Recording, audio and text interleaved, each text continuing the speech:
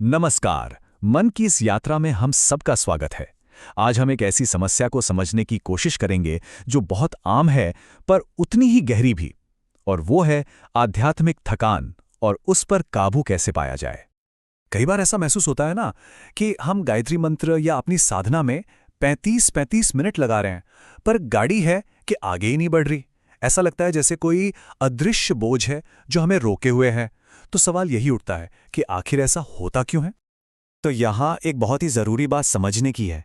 समस्या असल में थकावट की है ही नहीं, ये दिशा की कमी है।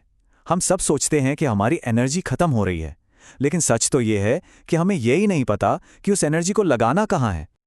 ठीक है, तो चलिए इस बात को थोड़ा और गहराई से समझते हैं। पहला हिस्सा है थकान का भ्रम।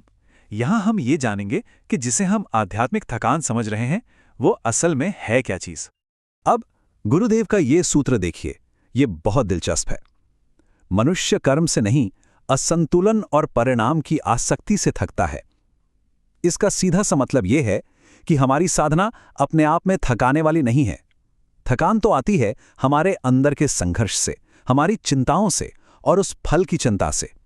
ये एक ऐसा भारी बोझ है जिसे हम सब खुद उठाते हैं।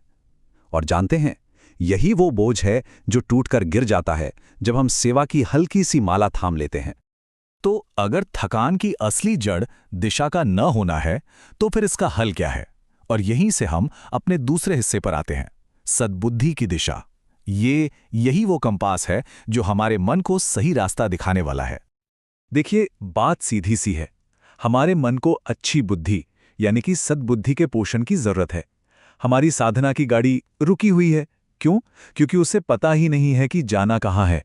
सद्बुद्धि ही वो फ्यूल है, वो नक्शा है जो मन को सही रास्ते पर लेकर जाता है। और ये सूत्र इस बात को कितनी खूबसूरती से समझाता है। जगत की सबसे बड़ी सेवा आत्म सुधार है, जो सद्बुद्धि के सिंचन से होता है। जरा सोचिए, एक कंपास है जो गोल गोल घूम रहा है, और जैसे ही हमारा ध्यान गायत्री मंत्र के धीमे ही पर जाता है, जिसका मतलब है हम अपनी बुद्धि को प्रेरित करें, वैसे ही उस कंपास की सुई एकदम स्थिर हो जाती है। बस यही तो है असली दिशा। अच्छा, तो जब दिशा मिल गई तो अगला कदम क्या है? अगला कदम है उस ऊर्जा का सही इस्तेमाल करना। तो अब हम बात करेंगे अपने अगले हिस्से की, ऊर्जा का सच्चा स्रोत। यहां एक बहुत बड़ा फर्क समझना जरूरी है। हमारी एनर्जी तब खत्म होती है जब हम उसे सिर्फ अपने छोटे छोटे स्वार्थों पर लगाते रहते हैं। लेकिन वही एनर्जी एक कभी न खत्म होने वाला सोर्स बन जाती है जब हम उसे निस्वार्थ सेवा में लगा देते हैं। ये बस अंदर की तरफ बहने और बाहर की तरफ बहने का फर्क है। और गुरुदेव का ये कथन इसी बात की पुष्टि करता है।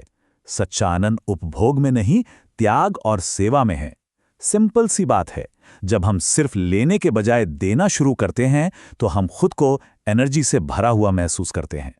असली खुशी, असली ताकत दूसरों को सुख देने में है, और ये वो खुशी है जो दोगुनी होकर हमारे पास ही लौट कर आती है। तो इसका प्रैक्टिकल तरीका क्या है? बहुत आसान है। अपनी आध्यात्मिक साधना को लोक सेवा से जोड़ देना। जब साधना और सेवा ये दोनों एक साथ जुड़ जाते हैं ना, तो वे एक दूसरे को ताकत देते हैं, और तब मन की जो बैटरी है वो अपने आप खुद ब खुद चार्ज होने लगती है। चलिए, अब हम अपने आखिरी और सबसे परिवर्तनकारी हिस्से पर आते हैं।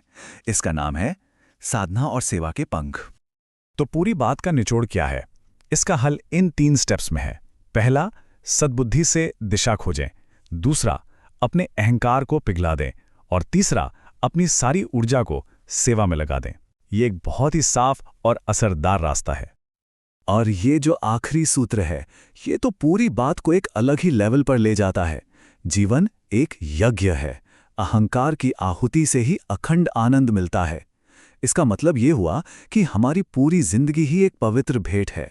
और असली, कभी न खत्म होने वाला आनंद वो तभी मिलता है जब हम अपने मैं को सेवा में समर्पित कर देते हैं।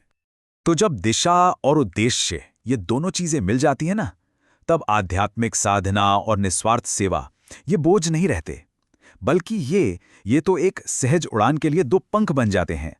फिर कोई भारीपन नहीं रहता, बस एक आत्मविश्वास के साथ आगे बढ़ते जाते हैं, क्योंकि अब हमें पता है कि हमारी यात्रा का एक बहुत बड़ा मकसद है। तो आखिर में एक सवाल सोचने के लिए रह जाता है, हमारे जीवन की ये आहुति कौन सी अखंड ज्योति जलाएगी? हमारी सेवा और हमारी साधना इस दुनिया में कौन सा स्थायी प्रकाश छोड़कर जाएगी?